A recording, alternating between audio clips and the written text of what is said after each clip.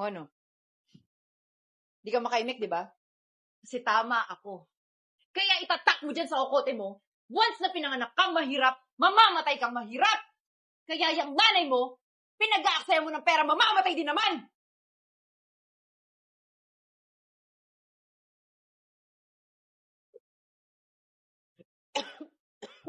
Nay, pass na po ako Ayos na po ba kayo dito? Oo naman, anak. Sige, pumasok na sa trabaho. Nay, sigurado po ba kayo? Ilang araw na yung lagnat niyo, hindi pa bumababa. Magpa-check up na kaya tayo sa doktor. Nakakano ka ba? Gastos lang yan. Wala tayong pera para dyan. Sige na, pumasok na.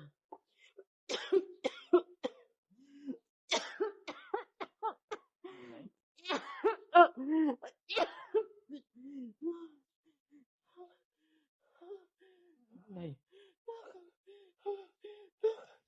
Uy. Nay.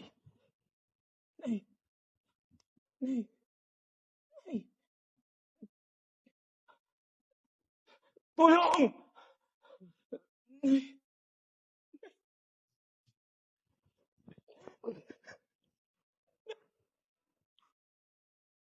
Tulong!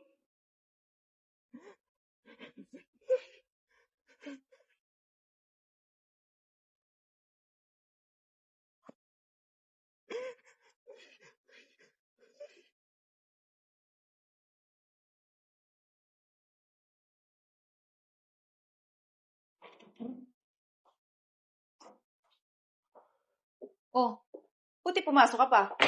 Anong oras na, oh? Ano, may sarili kang schedule? Desisyon ka? Sorry po, ma'am. Dinala ko po kasi yung nanay ko sa ospital. May sakit po kasi siya. Diyos ko, tinatanong ko ba, ha? Wala akong pakialam sa mga walang kwenta mong rason, okay? Kapag oras ng trabaho, kahit mamatayan ka pa, trabaho lang dapat. Naintindihan mo? Ma'am, pasensya na po talaga. Kumilos ka na nga dyan. Bagal-bagal mo, visit ka.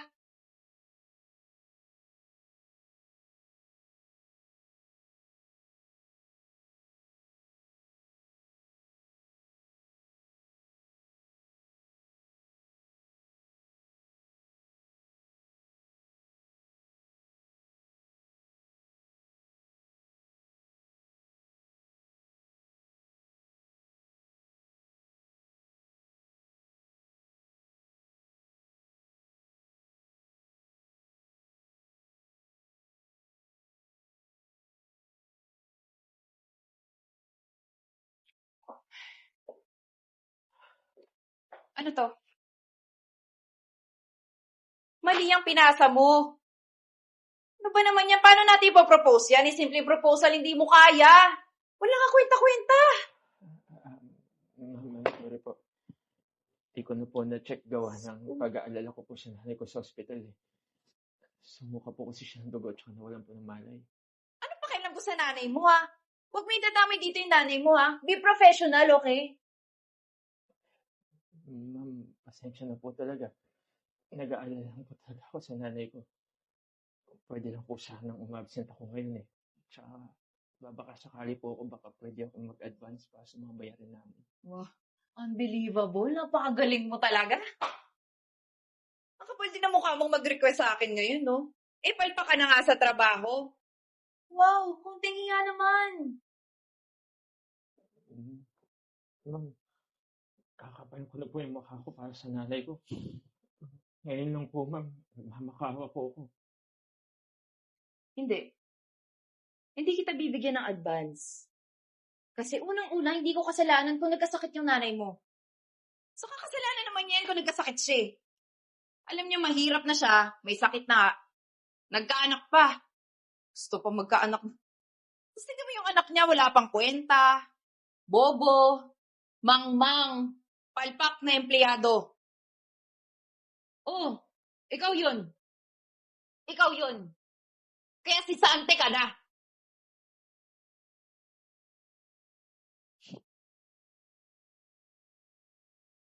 O ano? Di ka makaimik, di ba? Kasi tama ako. Kaya itatak mo dyan sa okote mo, once na pinanganak kang mahirap, mamamatay kang mahirap. Kaya yung nanay mo, pinag-aaksaya mo ng pera, mamamatay din naman. Bili mo ganyan ka, ha? Ganyan ka ba kamanhid? Wala ka bang puso para maintindihan mo yung mga ganitong sitwasyon? Bitawan mo yan. Hindi magandang biro yan. Anong ginagawa mo sa asawa ko? Pulis ako. Kung ano man yung binabalak mo, huwag mo nang ituloy yan. Mahal, hindi dumating ka. Tulungan mo ako. Sorry. Pasensya na. Hindi ko naman talaga intensyon na gawin to eh. Napuno lang talaga ako sa asawa mo dahil wala nang ibang ginawa ko, hindi bungangaan ako. Ibaba mo yan. Huminahon ka. Mabuti sana kung yun lang eh. Wala naman ako ibang ginawa eh. Naging mabuti naman ako empleyado ng 10 taon. Nanay ko may sakit. Utang lang ako. Konting pabor lang sana eh. Pero pinamukha niya sa akin kung gano'n siya umupos. Naintindihan kita. Nararamdaman ko kung gaano kabigat yung dinadala mo ngayon. Kaya, nakikiusap ako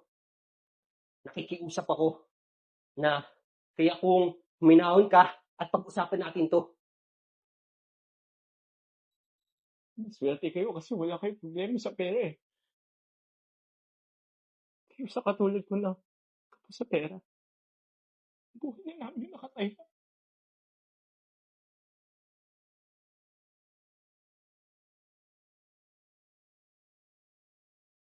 Hindi, mahal.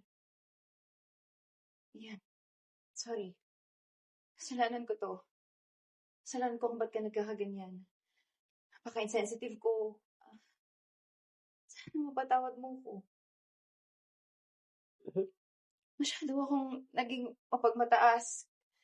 Kaya ngayon hindi ko na alam kung paano tumingin sa baba.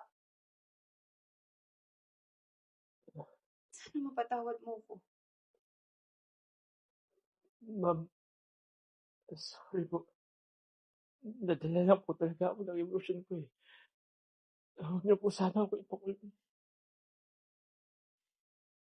Hindi kita ipapakulong. Tama ka naman eh. Naging mabuti ka naman empleyado. Sadyang naging masamang amo lang ako. Kaya, sorry ha. Babawi ako. Ako na lang gagastos sa gastusin sa nanay mo.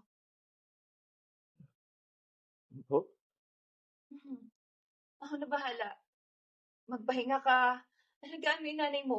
Huwag kang mag-alala. Pagbalik mo may trabaho ka pa din.